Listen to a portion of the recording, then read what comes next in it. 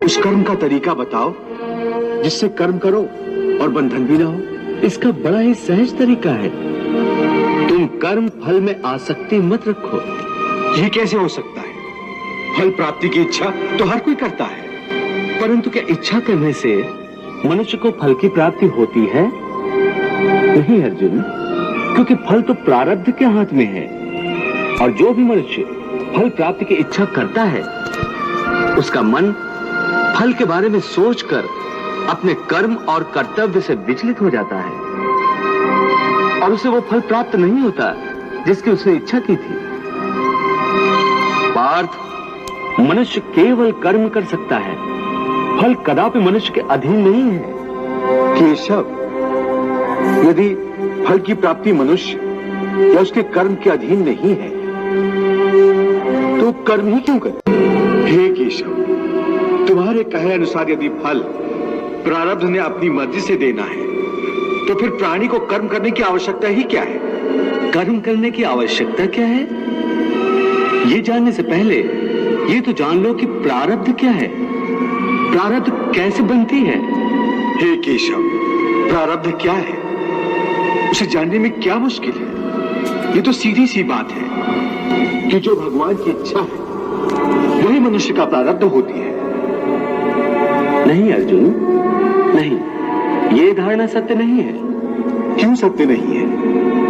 क्योंकि मैं किसी के प्रारब्ध नहीं बनाता, ना मैं किसी प्राणी के कर्म अथवा कर्म फल के हिसाब में दखल देता हूं। इसलिए प्राणी की प्रारब्ध बनाने में मेरा कोई हाथ नहीं होता। फिर कौन बनाता है प्राणियों का प्रारब्ध? प्राणियों के अपने कर्म। अर्थात ये कि प्राणी जैसे कर्म करेगा उसका वैसे ही फल पाएगा। अच्छे कर्म करेगा तो अच्छा फल मिलेगा और बुरे कर्म करेगा तो बुरा फल पाएगा। यही जो प्राणी के अच्छे बुरे कर्मों के अच्छे बुरे फल का हिसाब है, इसी को प्रारब्ध कहते हैं। अपने पुण्य कर्मों के फलस्वरूप सुख और अपने पाप कर्मों के फलस्वरूप दुख प्राणी इसी जन्म में या अपने अगले जन्म में भोगना ही पड़ता है, वो टल नहीं सकता। इसलिए अकर्मण्य हुए बिना निरंतर अपने धर्म के अनुसार कर्म करते जाओ और मन में यह पक्का विश्वास रखो कि जिस नियत के साथ तुम कर्म करोगे उसी नियत के अनुसार तुम्हें फल अवश्य मिलेगा। कर्म का यह अटल विधान है, इसमें कभी किसी के साथ अन्याय नहीं हो सकता। हे अर्जुन, प्राणी का कोई भी कर्म नष्ट नहीं होता, मनुष्य को अपने हर कर्म का फल अवश्य। इस तरह प्राणी के कर्मों के अनुसार उन कर्मों का फल हर मनुष्य के प्रारब्ध में लिख दिया जाता है। इसी कारण हर जन्म में मनुष्य अपने ही कर्मों के बंधनों में बंध जाता है। इसी कर्म के बंधन में बंध जाने के कारण मनुष्य आवागमन अर्थात जन्म जन्मांतर के चक्रव्यूह में फंसा रहता है और उसे मोक्ष प्राप्त नहीं हो पाता।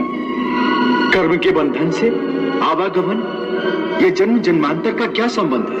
मनुष्य अपने एक जन्म में जो कर्म करता है उन कर्मों के फल के रूप में पाप और पुण्य दोनों ही होते हैं। कभी पाप अधिक होते हैं तो कभी पुण्य।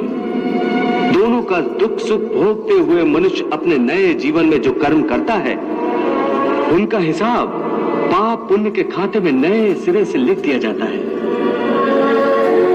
इस तरह इन नए कर्मों को भोगने के लिए एक और नया जन्म लेता है।